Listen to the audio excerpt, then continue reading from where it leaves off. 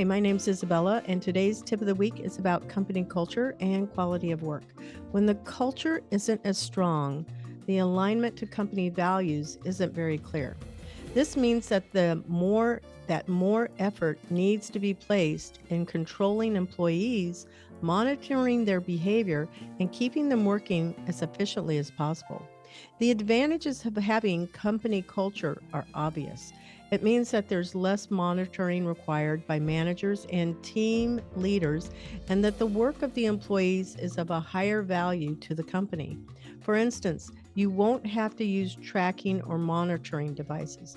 You just need a clear set of objectives and goals. This means that company culture helps improve organizational performance. So I'm so excited to have you on my show today. Today's guest for our listeners is Adrienne Garland, and she is the owner and founder of She Leads Media. So welcome to the show. Thank you so much, Isabella. I'm very excited to be here today. I am too. And I don't know, we should probably figure out like how we actually met. I don't know. I didn't even ask that as the question, but we'll save that one for maybe later on. So I always start my guests off with, tell us 5 words that describe you and why those 5 words. And I wrote them down too, so I can prompt you. Okay. So 5 words that describe me in no particular order, although I do like this first one to be first. And I think anybody that knows me would agree with my number 1. That is fun. I agree. Right? You can't do anything unless you're having a lot of fun. The second is creative. I at least like to consider myself to be creative. Well, yeah, Third, run a media company. So yeah, I guess I need to be creative. you should. Third is curious. Mm-hmm. Fourth is thoughtful. Mm-hmm. And fifth is 2 words, lifelong learner. Yeah. Yeah, we'll hyphenate that lifelong. So that's how it counts as 2 words for our listeners. So the reason why I think that all of those are apropos for you is I've been going through a course that you've been running on how to write a book. And I am so thrilled to be in the course, honestly. I believe I've missed 3, but I am keeping up. So I just want you to know that. Good. I have found the course that you're designing, and I know we're jumping ahead a little bit, to be very, very engaging. So I'm going to put a little pin in it so we can talk about it as part of your life journey. Okay. So I think all of those words would describe you because here you are. You started something new on top of all of the other amazing things that you do. Yeah. Yes. So would you like me to jump into my journey a little bit? Yeah, I do. Where does it start? Is it going to be 13, high school, college, where? Or something? Yeah, no, I think that starting in college would be a really great place to begin. Although I think, like so many of us, our personalities were formed and we sort of started to see some inequalities and things like that as far back as middle school, right? But I have to say that both my middle school and my high school years were absolutely wonderful. I did not have bad experiences. I thoroughly enjoyed, especially high school. And I was very excited to move on and to get into college. And I was always sort of this driven type of person. Yet I realized that having a group of friends around me allowed me to really maintain the balance. And it's interesting when I even think about that, when I just said that, my sign is Libra, and it's the scales. Are you Libra as well? I am also. What's your birthday? October 11th.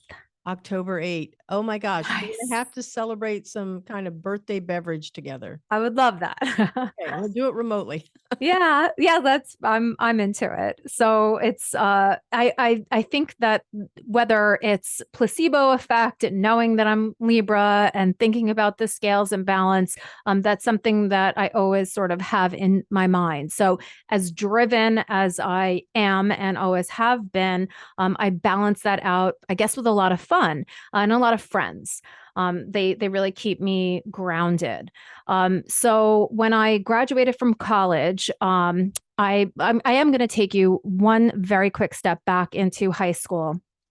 I happened to be a very strong math student in high school, and did very well on the New York State Regents exams, perfect scores, things like that. Oh, I'm always very proud of that. And my whole family rolls their eyes at me because it's my claim to fame.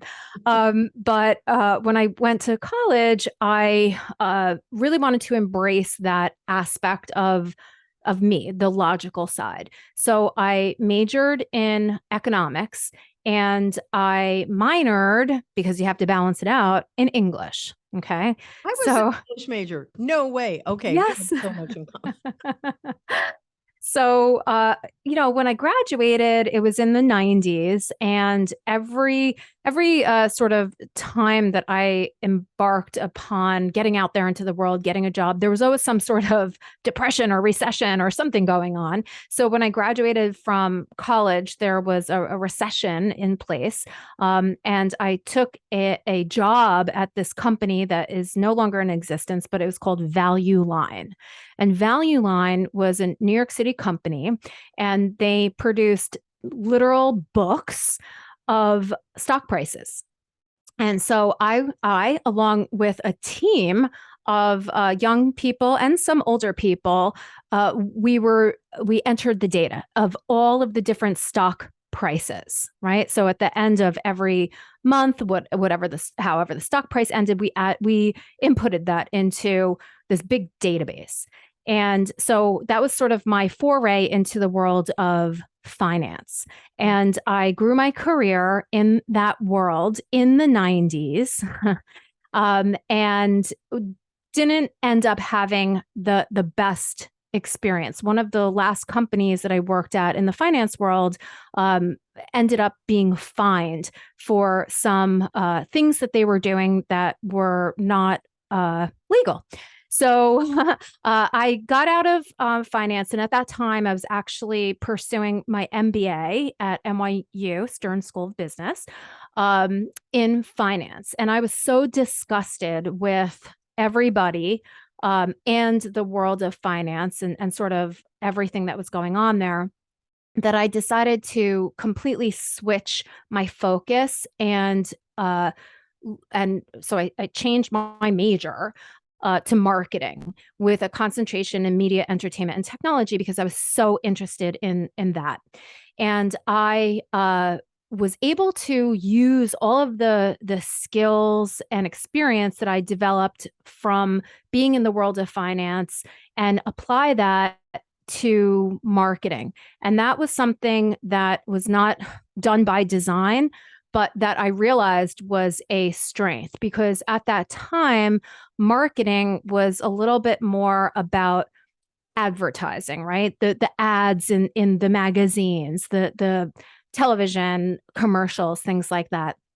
So I focused my attention more on the direct marketing aspect of things, and how do you send out communications. And at that time, it was direct mail, it was voicemail messages, email just, came onto the scene. And I was very mathematically oriented. So sending out a certain number of emails, what is the response rate, all of that kind of stuff. And that was something that differentiated me from a lot of the other marketers that were just a little bit more on the creative side of things. And they didn't really think about how what they were putting out into the world translated into leads and sales. So I graduated from NYU Stern with my degree in marketing. And I started working at a cable company, Cablevision. It's now called Altice. And I worked there for many years in product development, in marketing and advertising. And I loved my time there. I made such incredible friends and contacts that I still have to this day. But I wanted more. And so I moved on, and I was lucky enough to kind of be wouldn't say recruited, but maybe in a way I would call it that, by the chief operating officer at PR Newswire at the time, Oh, Dave Arman. wow. That's a Hey, big Dave. deal. Big Yeah, deal. he was a really creative guy, is a really creative guy. And he had received a mail piece about the triple play, which was telephone, high speed internet, and television. He received a mail piece to his home address, and he called Cablevision to find out sort of who was in charge of putting together this mail piece. And it turned out that it was me. And so I started to have some conversations with him, and he invited me into PR Newswire to see what they were all about. PR Newswire, incredible company. They just didn't necessarily realize that the internet would have such a, a negative impact on their business. And so Dave brought me in to run marketing, which I did. And I loved it. I loved my time there. But the internet really impacted PR Newswire's business. They were acquired by another company, and I ended up leaving and going to PricewaterhouseCoopers. And I felt very lucky to have gotten into PwC. And that was because of one of my dear childhood friends worked there, and he got me the interview. And it was not just one interview, it was 14 interviews, group interviews. It was the really crazy process. But I ended up kind of rising through the ranks at PwC very quickly. And I ended up in this position called the geo-marketing leader. And I had 20 people on my team, 20 women. And we did everything from supporting the partners to putting on small and large scale events, in addition to many other things. But what I realized at PwC is that I was not a cultural fit. You know me a little bit, Isabella. And when I walk into a place, I like to say hi. I like to make myself known. I like to make everybody feel welcomed. And PwC at that time did not have that culture, and so it was crazy. How many women worked there at that time too? Because like, what's the head count for women? You know, it was a lot. PwC was definitely not a place that had gender inequality. At the partner level, there were definitely not as many women as there were men, but there were certainly women who were partners. And at those, the VP, the director, the senior manager level, it was pretty equal. That's good to hear, because you really never know. When we're talking about the 90s, sitting there going, I don't know. I was a teacher. I was being a public classroom teacher, so I couldn't even begin to, like everybody, women dominated in education, but not at the high level of higher ed. You No. don't see them running the schools. So that's why I was going, what would it be like? Because the finance industry is typically male. Yeah, when I was in investment banking and equity research, there were definitely women there. But they were at the lower levels. They were the support staff, and I never wanted to be the support staff. I always held myself in a higher position than that. Whether who knows why? I just knew that I was destined and wanted more. And I wasn't afraid at that time to ask for that or keep moving around until I got to where I wanted to be. And I think that's why I, ended up in this incredible position at PricewaterhouseCoopers. But that job was the best job on paper that I ever had, and the absolute worst job that I ever had in my life. I've had a few of those, and they were, I'll call them life-changing and eye-opening. Yeah, agreed. We'll leave it there. Save it for the later question, maybe, or whatever. Yeah. Because, certainly company cultures can change, when there's new leadership that warrants it, but also if that's what the employees are demanding.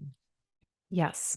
And that's such a great piece of knowledge. My friend who brought me in still works at PwC, however many years later, 10, 12 years later. And I went there recently to have lunch with him, and the office, he works mainly from home, as do many people at PwC. But before the pandemic, when I went to visit him for lunch, the office had completely transformed.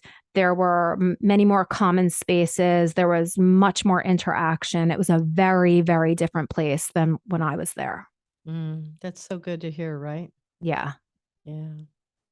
So, when did you decide to start your own business? How did that happen? Yeah. So perhaps that was, well, it wasn't decided for me. I definitely made my own decision to start my business, but I had a very negative experience at PwC that left me calling into question what who I was, what my identity was. And it was clear that I didn't fit in at PwC. I can look back now and not blame myself for it. It was just, looking at it objectively, it just wasn't a fit. I was a square peg, or I was the round peg in their square hole. And it just didn't fit. So I ended up leaving PwC. I made the decision in a millisecond to leave. And after I left, I decided that it was high time for me to put my money where my mouth was and to start my own business. I had always been very independent, sort of rebellious type of thinking, always wanting things to, be more efficient, be improved in one way or another. And I thought, I didn't have anybody paving the way for me on the corporate side. I sort of accomplished everything that I was able to. Yes, with help of friends and support and all of that kind of stuff, but not with this old boys network that was definitely in existence at the time. So I thought, if I could do this on my own, in the corporate world, why can't I just do this for myself as an entrepreneur? Why can't I launch my own business and be super successful? I'm an incredibly independent thinker. And so I launched my business in 2010. And I really launched, like so many people do, leaning into what my area of expertise was, and that was marketing. So my company started by providing marketing consulting services to anybody that would take me. Yeah, that's initially how we start out with our clients, right? When we're starting a business. I usually will tell people in unpaid internships, I go, listen, everybody has to pay their dues. So if you're starting a business, you're going to be doing a lot of things. You're going to call it free, but it's a marketing investment. You're going to cut your fees. You're going to do whatever you have to take so you can build up clients and be able to get something to put on that website. Yeah. Same in an internship. They have something on the resume. So what kind of industries did you work with? I'm just curious. Were you all over the place, or do you have a specialization now? Yeah, I mean, I was definitely all over the place. And over the course of my business, I have really changed focus and learned a lot about servicing different types of clients. So I started out working with very small clients. I tapped into my network and said, hey, I've started this business. Does anybody have any projects for me? And then that allowed me to align with somebody that had their own marketing agency. And so I sort of became a subcontractor and worked at much bigger businesses. So businesses like SiriusXM, Match.com. We did some like little promotional video thingies, and also DirecTV. So I ended up working it was supposed to be a little 3-month assignment at DirecTV, where I was running all of the digital marketing for their B2B division in New York City. And yeah, I ended up staying there for 3 years. Wow. Yeah. Let me tell you, the companies, the brands that you have worked with, I mean, that's significant. It's really hard sometimes, I think, to get in there, and the roles that you got to have sound like they were exciting, Yeah. challenging, and it allowed you to work in different industries for sure. But I Yeah. mean, marketing is the consistent role, but industries as a whole, it just sounds really exciting. Yeah, I mean, I think a lot of it is sort of in the technology realm, even though, Match.com might be very different than Sirius XM. But really the basis of it all is technology, right? It's delivering content through a certain type of medium. Mhm. And then it's really figuring out, who is the target audience for that particular service. Mhm. And so I really always worked with service or subscription based businesses. I feel like that is a real area of expertise for me, less so on the physical product side. Mhm. So with She Leads Media, it's my mission to get women the visibility that I believe that they deserve. And so when I kind of took a look at who my clients were, although they were amazing, um, I looked and I said, how does working at DirecTV digital B2B, how does that help a small woman-owned business? Mhm. And it didn't. So I decided to shift my attention toward women-owned businesses and really help them to understand what it was that they needed to do in order to align their marketing, get the sales leads and visibility that they needed. And so I started working with more women-owned businesses. And when you work with bigger clients like a DirecTV or a SiriusXM who have big budgets, you sort of get used to a certain level of revenue.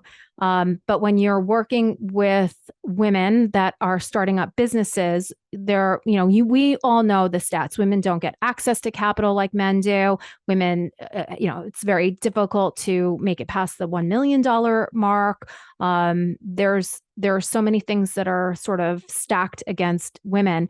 And so being a service provider to somebody that might not have the funds in order to pay you at the level of your expertise becomes a bad business decision, which is completely unfortunate because I love women-owned businesses and I only want to see them succeed. I've But I seen don't a think that lot I of can do research so. out there that says that women-owned businesses are much better with managing money Yes. than their male counterparts, and they have been able to demonstrate a much better growth plan than some of the male-led companies. Yeah. And that's definitely on the when money is invested in women-owned businesses, there's typically an even greater return on that money when investing in a woman-owned business versus a male-owned business. And it's because we are much more risk averse and we understand the implications of our decisions. We can see, 25 scenarios and think through all of them. So we're more measured when we take that step. Mhm. And that's a great thing. It also holds us back. Men, and these are sweeping generalizations, men might not look at the 25 different scenarios. Perhaps they look at one or two, they commit, and they go. Yeah. Yeah. I agree with you. Yeah. I've seen it. I have 2 boys. And my husband and my dog, and I see how they operate. He has a Very male different than dog? me. A male dog. Oh my god, you're outnumbered. I am. Why did you choose that male dog? He's cute. Okay. Well, that's been significant, but what is it that you do with She Leads Media now? What is it specifically that you do with women? Sure.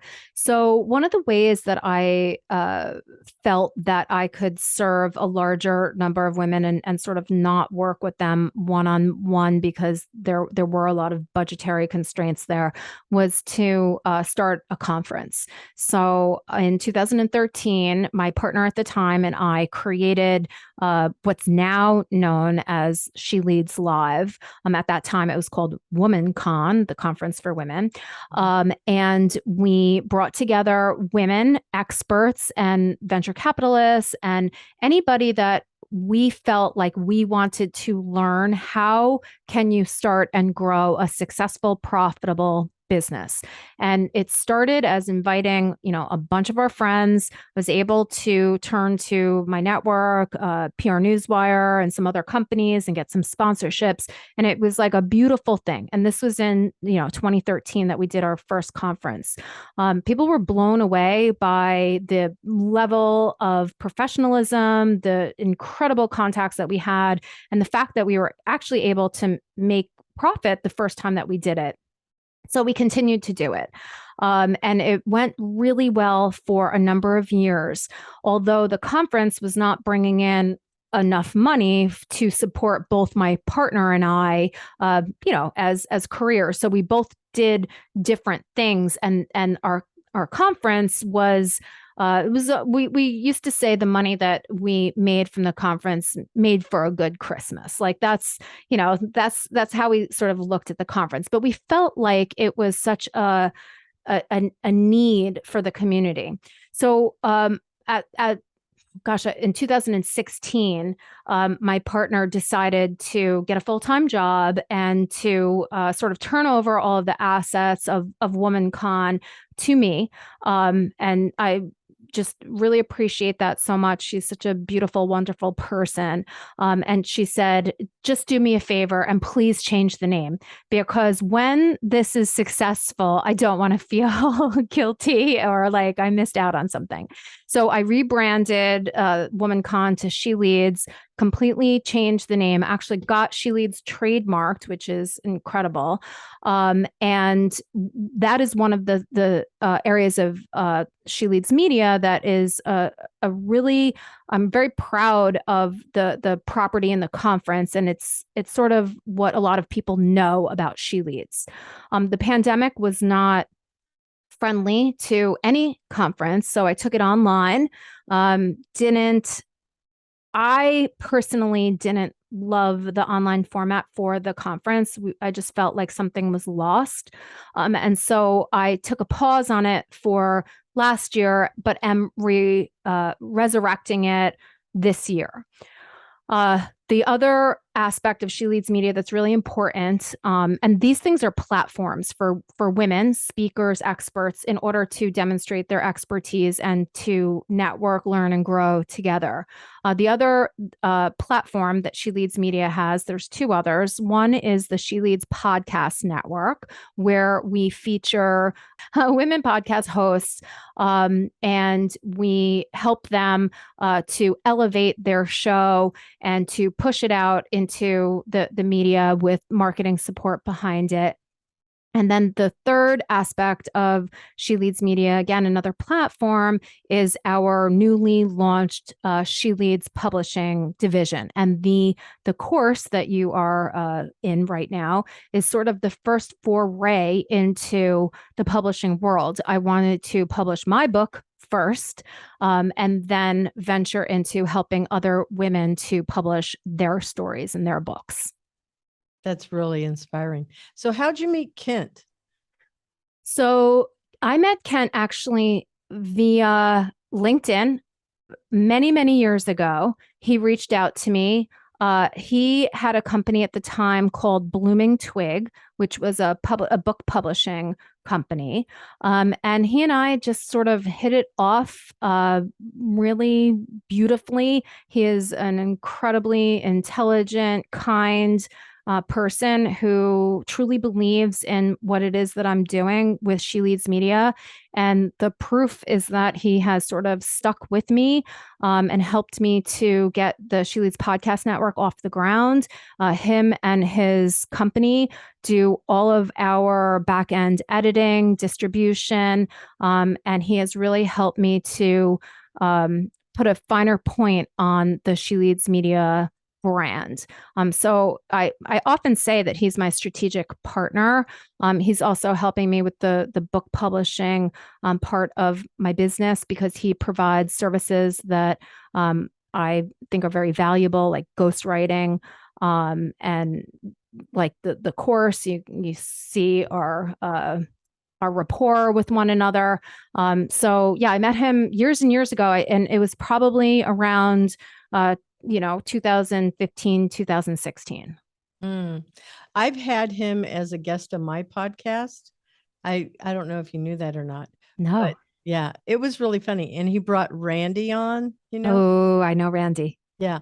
And so, it was it was so hard. He was like a very mischievous, almost to the point of like naughty type of a person to have on the show. Kent or Randy? Oh, Kent. Yeah. Oh, he must have been having fun. He would sit there and put himself on mute, and because I would go back and forth between the two and ask questions. And he really, really wanted to nudge Randy a lot and make Randy do more talking. So he'd say, "No, I'm not talking," and put himself on mute. Whatever. And so Randy would, fill in the gaps, I guess, more because he is a more quiet, more introverted type of a processor and communicator, I think. Kent? No, Randy. Oh, Randy. Yeah. Yeah. Yeah. Yeah. So Yes. he's really, I think, helping him to open up, not Kent. It's like he's not introverted at all. No, he's not. No, but he was like really helping to push more of Randy to speak. Anyway, it was a great show. I really liked it a lot. And then he had me on his podcast too, and it was awesome. Awesome. So good. Yeah. I sit here and I go, how did they found me? They found me somehow. And so then I was invited to be on the show. That was how that happened. But Kent sent the email. And then when I saw it and I went, Kent's in this, I want to be in it because Kent's in it, because it knows really cool people. Yeah. Yeah. No, it's been a ride. It's been a lot of fun. And I've learned so much through this process. And one of the things I think for anybody who's an entrepreneur in your audience is that, oftentimes we do this stuff on our own, and maybe we bring on some interns to help us, or, a virtual assistant or something like that. But I think that it's super important to somehow, whether it's an actual co-founder or partner, or some type of a thought partner that you can run your ideas by and sort of talk through what you think the best strategy is to move your business forward. Also, someone who pushes you to think much bigger than you're thinking right now. I think many times we consider what's the next step. And if you have that person that truly has your best interest in mind, validate that sounds like a good next step. However, if you were to think in a different way or from a bigger perspective, where could you get, and couldn't you maybe get farther than if you're just thinking, what's the next step? What's the next step? Mm-hmm. What's the next floor is the question. Or where's the next building? Yeah. Yeah. Yeah. Jumping, Yeah. And you have to be super brave to do those, for sure. Yeah. Yeah.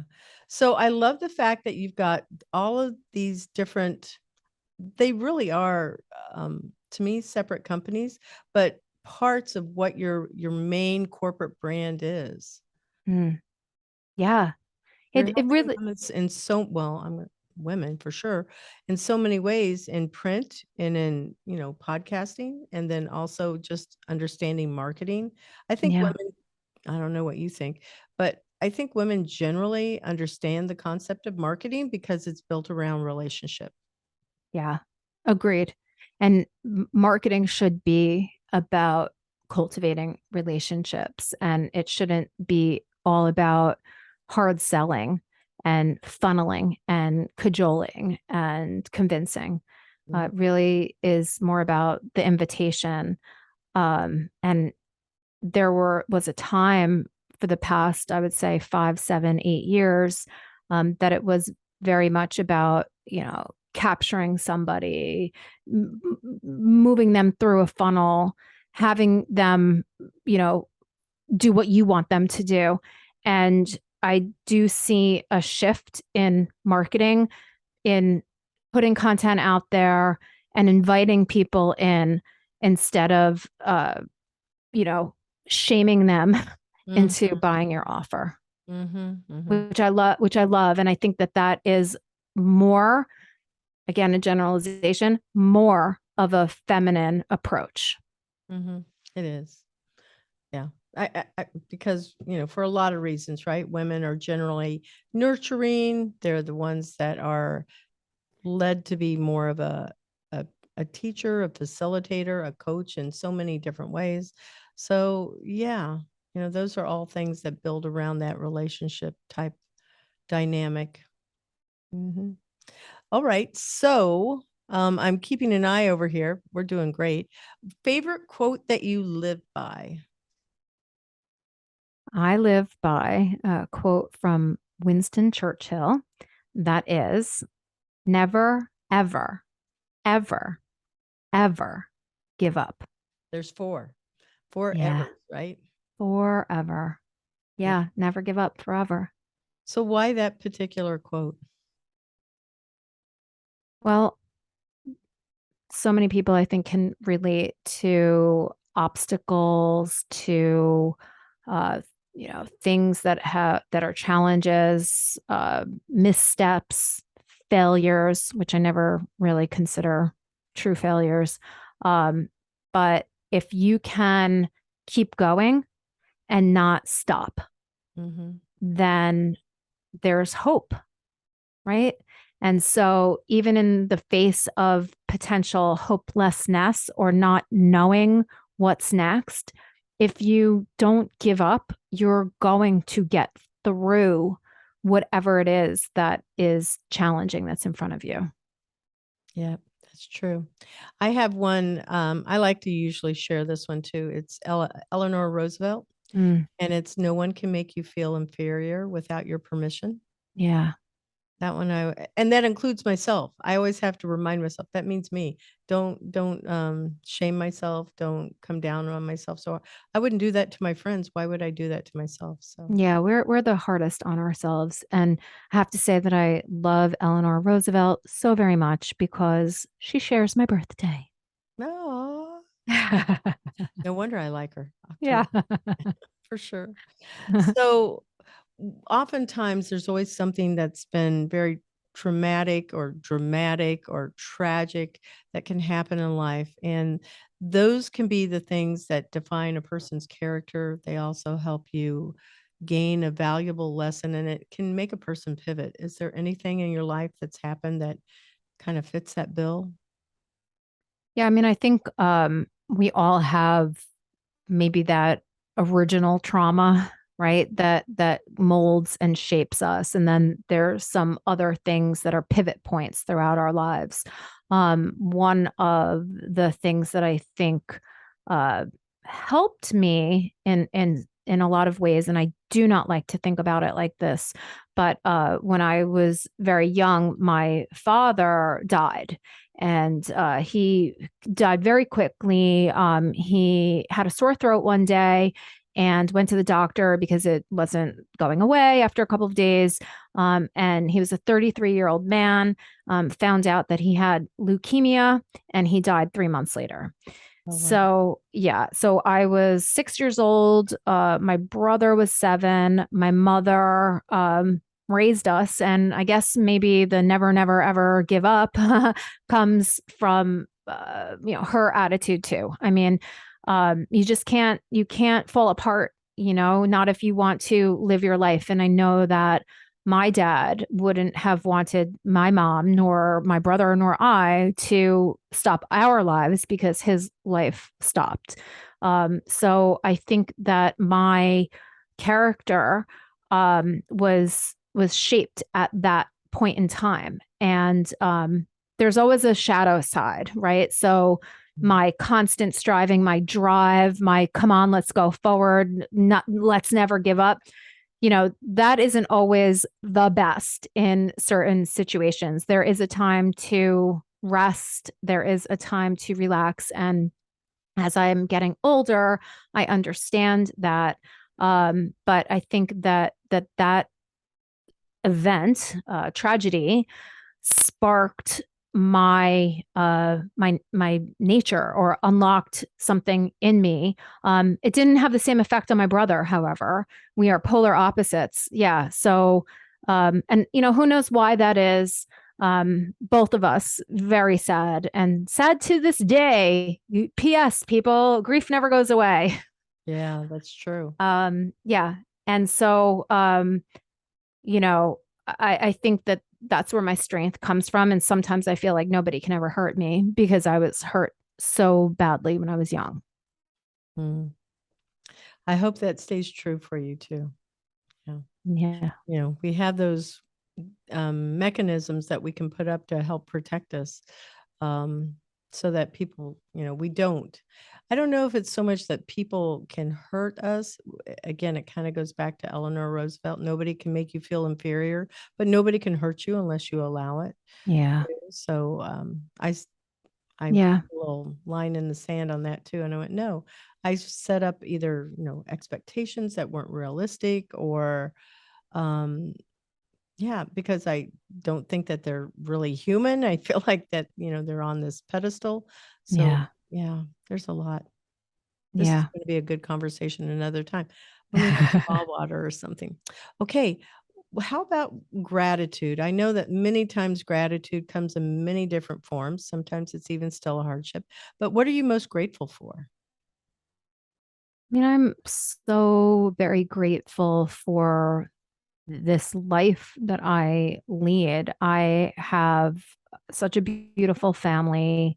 My husband, I met him in college, and he really is my best friend. I mean, he's super cool, and I mean, it's it's incredible that he likes me for who I am, my weirdness, my intensity, my craziness. He's all in. And I'm so grateful that I don't have to be something that I'm not, in order for not only him, but also, my boys and my mom, and for them to love me. I have a lot of love in my life, and I am incredibly grateful for that. Mm, that's a good thing too. All right. So this is our last question before we have to take a break. But who in your life has had the biggest impact on how you think or how you behave? Or Mm. I mean, that prize goes to Maureen Mercer. I mean, she is my mother, Mm, and she definitely has had the greatest influence on me, positive, and also I think negative at times too. My mother is the pillar of strength. She is so funny.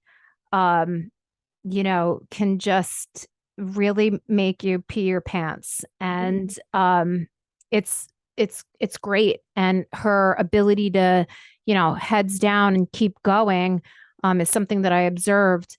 And I also, the shadow side of that is that I don't know if I was ever able to kind of process some of the grief, and I don't know if I was allowed to sort of be as sad as I was, because you always needed to, go forward. So my mom has had an incredible impact on me. And overall, it is, of course, like incredibly positive, and I wouldn't be who I am without her. yeah. Is your mother Mother's And still she's alive. still alive, Oh, alive and kicking and going. She's 78. It doesn't even look like it at all. But she and my uncle, who's 3 years older than her, and my aunt are going to Cambodia for a month, and they are living there. Yeah. So there you go. Age is just a number. yes, it is. Well, we're going to take a little break. The Intern Whisperer is brought to you by Cat5 Studios, who help you create games and videos for your training and marketing needs that are out of this world. Visit Cat5 Studios for more information to learn how Cat5 Studios can help your business. Thank you, Cat5 Studios.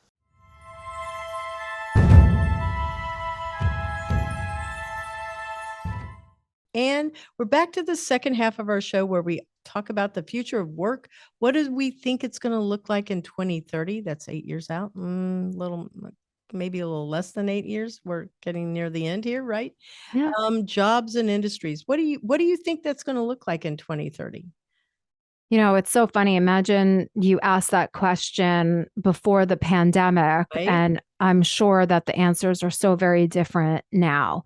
Of course, I don't think that anybody has a crystal ball. 8 years on the one hand, it feels like really far away. And on the other hand, we know that that's sort of just around the corner. So are there going to be radical shifts? I think that perhaps there's going to be a divergence, right? A split in the companies that continue to operate as if it was in a pre-pandemic world. Some of those companies are large, and so they're able to continue on that path. Will they be around in the long term? Who knows? I would hope not. Other companies that embrace human beings, for who we are and how we live and how all the different, cycles of our humanity, and that honor that and value that. Those are the companies that I think are going to continue forward, and more companies like that are going to come onto the scene. Mm-hmm. How much more automations do you think that are going to be out there? Because we're seeing more and more of that, and it's being used as predictive behavior and influencing what we're going to buy, what we're going to click on, what we think to a certain level. To me, I sit here and I think that's really an invasion of, I think, some of our, I don't know, privacies, but yet we click the terms, and so then we're buying into it. What do you think about Yeah. security, I privacy? yeah, like there's AI, there's sales, there's automation. All of those technologies and tools in and of themselves are not bad, right? But it's like, what are you going to use it for, good or evil? Also, what are the biases that are being entered into that programming, right? If you only have a certain group of people that are behind the strategy, the thought, the process, the coding of it all, you're going to get something out the other end that is not that doesn't serve all.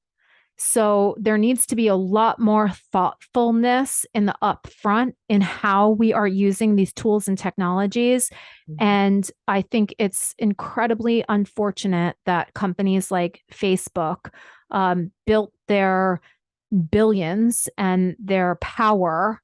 I mean, they're the size of a government, off of the naivety of the people that used the platform. It was a Trojan horse that we knowingly, spilled our guts on. And Facebook took advantage of it, and they benefited from it. And I think that that's disgusting. And I think that other companies saw what they did and called it brilliant. But it is, I don't even know if I have the words because I'm angry. It exposes, it takes advantage, it it built its business upon the backs of the people and didn't give anything back to us except like, ads that we click on and we buy more stuff that we certainly don't need. So how do you feel about, this is really an interesting conversation, about all of the movement that Facebook has done? It's moved over there, honestly, to that same space of Meta, right? And so they're still collecting data. They're still doing things in there that we might not want to have, infringed upon our life. What do you think about that? Because I don't think that they've stopped anything. Zuckerberg has been in these hearings about, the privacy issues that they all have. You can never get in touch with a live person at Facebook Metaverse. No. So we're lambs that were led to slaughter, and we were told that we were being led to slaughter, and we're like, oh, which way do we go? I mean, we turned our lives over to it, and we didn't feel like we could escape it because we wanted our, family and friends to see that we were living a good life. right. And so we got sucked into it. It's very much like the Stockholm syndrome, where you start to love your captor. Mm-hmm. It's the same exact thing. Where Facebook is Stockholm syndrome. Yeah, I agree. There's a certain level, though, of people that will buy. Now, I am hardly ever on Facebook. I don't do Facebook. I don't do Instagram. I stick to LinkedIn. That's the only one I really think has like value to bring. TikTok, I'll watch them, but there is something that's very addictive about all of these types of platforms, and they really do understand how to get inside of a person's head and play on what those insecurities or just issues, addictiveness, if you will. It's a hyper focus on one thing that is constantly changing. And that is something that our brains seek out, right? We don't like boredom. So our brains are designed to be constantly scanning the environment for danger and opportunity and beauty and all of it. And we get it all in a hyper focused way. And when that's not there, we crave it. And so we keep bringing it back. Yeah. Just like sugar, It's just like sugar. And all of this said, I don't think that that technology is bad. I just think that we have been led down a path and we willingly went there. And it's very difficult for us to extract ourselves because our culture developed around it. And if you aren't a participant in it, it's very much like being outcast from the tribe. Yes. This is our tribe now, people. And if you're not on it and you're not in it, you're out the tribe. And no one wants to be out the tribe. Sometimes I look through the feeds and I go, every other picture when I'm looking at a feed is like the Kardashians family, the Jenner Kardashian. And I go, do they pay for that? Are they paying to get themselves out there? So it's like that frequency, or are they really that popular that people crave it? I'm not sure. I don't spend a lot of time looking at it, trying to figure it out, but it makes me wonder. And then there's just all this noise that's out there. So people try harder and harder and harder to stand out for, whatever the reason is that they can stand out for. But there's a lot of influence, and we know that that type of media, and you're in a media company, I'm sure you stay on top of this all the time. It has huge impact because there's been people that have been somehow convinced that they should kill themselves, and it was all through social media and bullying and different things. So I sit here and I go, isn't it already a conglomerate that needs to be dismantled? Yes. Just like we used to have a time when anybody that became so big and they had the monopoly, they had to dismantle. And I'm going, Yeah. when does that stop? Yeah. I think that they have such power and influence now and so much cash that it is impossible to dismantle this technological beast. Oh, when the grid goes down, it goes down. Yeah. There will be a Yeah. day it goes down for sure. Yeah. I Okay. think that people will also wake up at a certain point and start to remove themselves. You're not on it. I'm hardly on it. And I took myself completely off. And then I thought that, well, I'm in the media business and so I participate in like a challenge with somebody who has their group on Facebook. But I really don't want to be playing in that sandbox at all. Mm. Which leads us to the next question. What book or movie looks like 2030 to you? The Handmaid's Tale. Yeah. I watched the first season. I didn't watch, any of the other. I don't even know if it's still playing. I don't have a TV and I, will watch things and it's usually documentaries that I choose to watch. Good. So why Handmaiden's Tale? Because there's a lot going on in that one. I think it's possible. Yeah. I think that it's the haves and have nots, right? It's that age old story. And anybody that sort of is a threat to the state or the state of the powers that be need to be held down and held back. And that's what it's all about. And in this case, it's, the women, and the women are completely held back and not educated and meant to be only subservient to the powerful. And the government is what is in control. And people do horrific things to other people when they step out of line. Mm-hmm.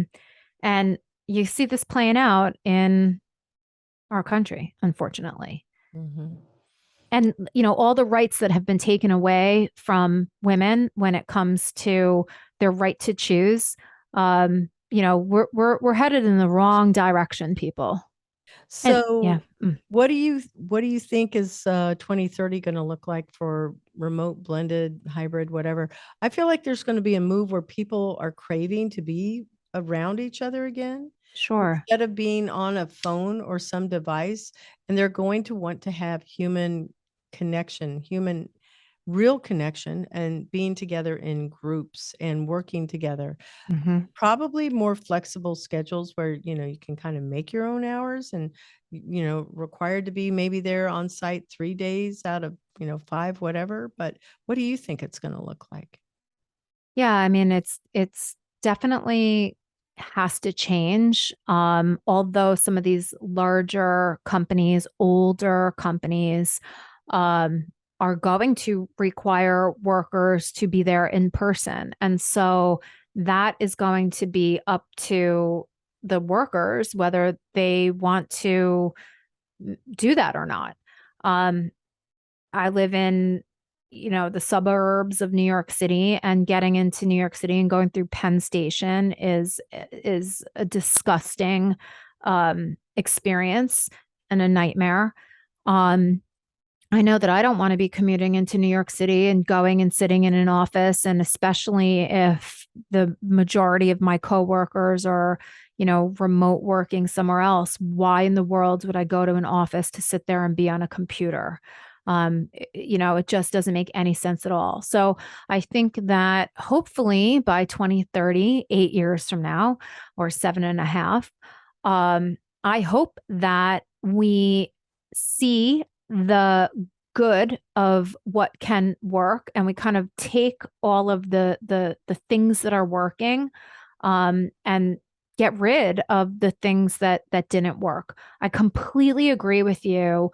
We need human interaction, right? We are a social species, and so we need to be together. but do we need to be forced together in some building that doesn't have any fresh airflow for 8 hours a day, stuck in a cubicle where we can't move? No. So maybe the work environment needs to change so that it's more enticing and flexible, and that there's maybe more like a satellite scenario versus this big, corporate, building that you need to go to in order to be productive, which is false. It's a fallacy. Yeah. I think that people get together because they want the companionship. They want to be able to have that connection. I think that there is a certain amount of, better productivity when we're together, because it can be more spontaneous than being in these type of calls. So if we're going to replicate it, they're going to have to make something that's truly a virtual reality experience that allows people to get together and it feels real. Hey, there's somebody coming in. That's okay. So the other question I want to be able to ask you is, and I'm keeping an eye on the time, so we are really getting ready to wrap up here. What is the best mentoring advice that you want to share with our listeners? So I think that it sort of plays on everything that we've been talking about, but I really love the advice to, and there's so many different ways to say it, but run your own race, right? Like drive your own bus. Stop getting on people's buses that are going somewhere where you don't want to be going. I think the more that we know who we are and what makes us happy and what our definition of success is, the better that we can navigate our lives, our careers, our businesses. So focus more on the inner work and setting up a path for success for you, not what society says that your path for success should be. Yeah. About realizing that everything that we do, there's always a choice. Yeah. And each of these choices will have positive or negative consequences that goes with it. So we need to be definitely dialed into our lives. Okay, so how can our listeners find you? I know that I'm pulling up the sheleadsmedia.com website and your LinkedIn, but what else do you want us? How can we reach you? Find me on Facebook. No, I'm kidding. I was going to ask. No. Do not find me on Facebook. Yes. So my website, I do post on Instagram, especially my podcast episodes. Everything is sort of under the She Leads Media moniker. Best place is the sheleadsmedia.com website, and you can find a contact form if you want to reach out to me.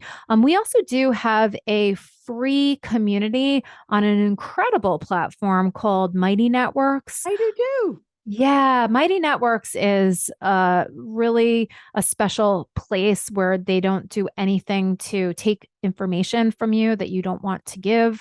And so my community is completely free, and it was developed as a place for women to interact with and network with one another between conferences. So you can find a link to the community on the website. All right. Well, that's awesome. I love that. And then what is the name of your podcast? So my podcast is called Sugar Coated, and it is for women entrepreneurs and leaders. And the conversations that I have with women are designed to be, very open and genuine and not sugar coated, because we've been sugarcoating things for way too long. So it's stripped down and it's in the raw form. That's right. I love it. I love it. Well, I want to tell you, thank you so much for being a guest on the show. I have thoroughly enjoyed this time. I look forward to having you come back and sharing some updates and just continuing this relationship. Well, Isabella, thank you so much. This was so much fun. And I loved being your guest. And I can't wait to continue to just be in company with you. Feelings mutual. You take care. Thank you. Thank you to our sponsor, Cat5 Studios, and thank you to our production team, Ayana Sanders, and our video interns, Josue Gonzalez, Dina Burks, Lester Eccles, and Gio Vargas. Our music is by Sophie Lloyd. If you would like to have your inclusion tip of the week shared on our show, record it, send us that audio file to info@e4c.tech, and we will send you some Intern Pursuit game green screens for your next video conference call. Be sure to visit Employers for Change, that is the company that brings this whole podcast to you, to learn how you can create real diversity and inclusion cultures while scaling your people for the future. That is from intern to senior leader. Thank you so much, and we look forward to seeing your comments.